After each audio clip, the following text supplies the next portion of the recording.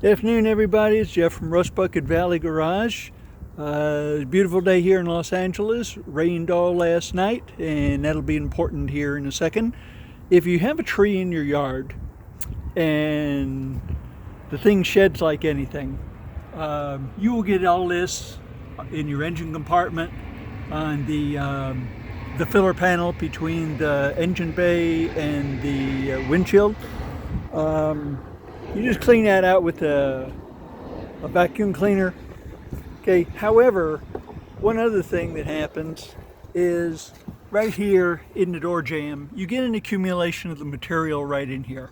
Okay, and this is really bad. The reason that's bad is because the rain will keep that material wet, and in this area right here, you will get rusting from the inside.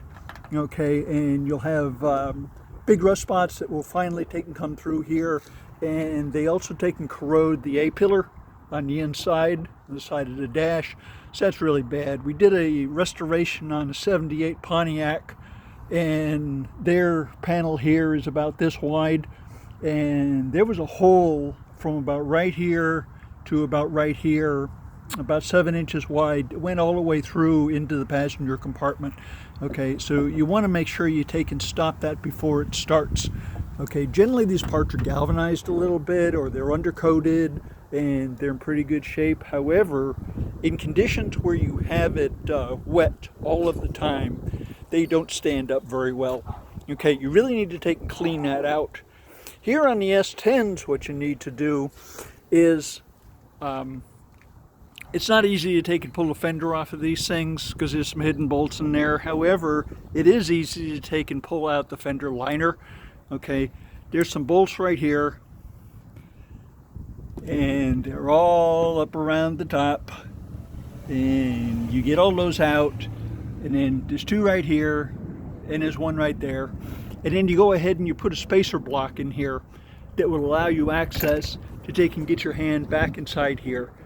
Okay, and there's 2 passages where you can take and get into. If you take your fiberglass trim tool, and there's 1 fastener that's right here, you go ahead and pop that guy out.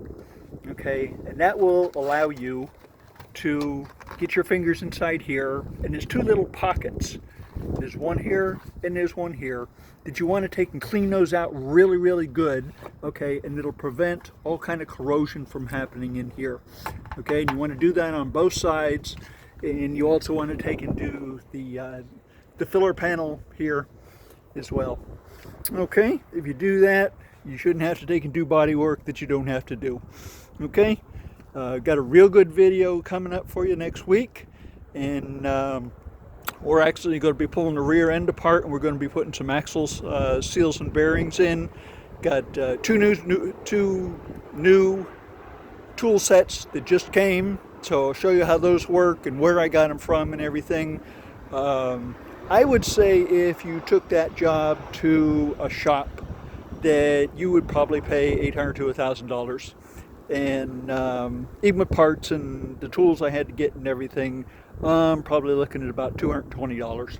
Okay, so if you want to take and do it yourself, that just saves you so much money. Okay, it's not that difficult. If I can do it, you can do it. Okay, see you next time.